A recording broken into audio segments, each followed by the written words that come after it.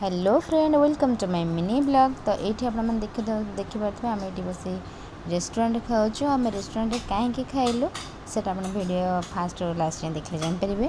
तो ये ठाकुर आरती होता आ बहुत जोरे माने पूरा समस्ते हरिबोल पकाउले।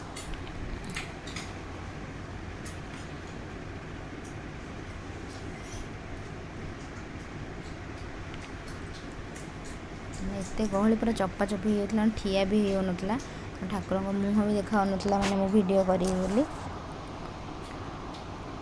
तो आम से बाहरी आसबार कारण कहीं लोक तो जी थिले चली बट जो प्रसाद सेवन टाइम है माने कौटी थिले भगवान को जना माने एपटे आलती सारी आम गल बहुत गहली से लाइन लगे खाଇବା आम पाखे संभव नाला। तो आम से पलै आसलु ये द कलिंग ये गोटे थिला। तो सही आम लंच करदेलु। लंच कर सारिकी से भी माने एक बहुत लेट होता 2:45 माने 3 पाखापाखि होता। तो से जहाँ भी माने मिलला खाईदेलु कहीं अलग कौ रेस्टोरेंट को जाइए मैंने निहाती आहरी लेट होता स्वस्तिक सेमती भी आबाकस अच्छी। तो मामा से किसी मीठा एमती किसी मिल नाला से मामा आइसक्रीम खाइबे कहले मुझे कहले हाँ ठीक अच्छे मुझे गोटे खाईदेवी। तो ये पेट शांति हो गला।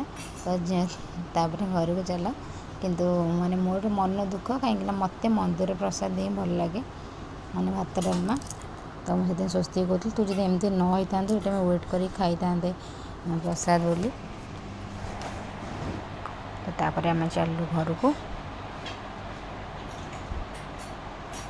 को एबे गले लेट भी हो गला रेस्ट भी नहीं हेनी एबे सीधा गले जावाक पड़ो स्वस्तिक आबाकस अच्छी। तो आबाकस में जावाक पड़ो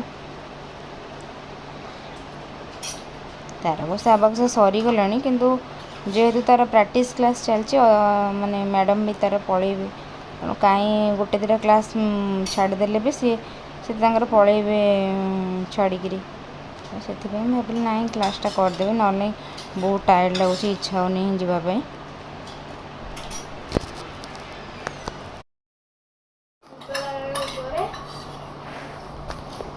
तो ये चलू तो मत बहुत शोष लगला रेणु मैम मत दे पानी तार 3 जन को देखो केमती चलती खेल। तो स्वस्तिक बापा आसी ना तो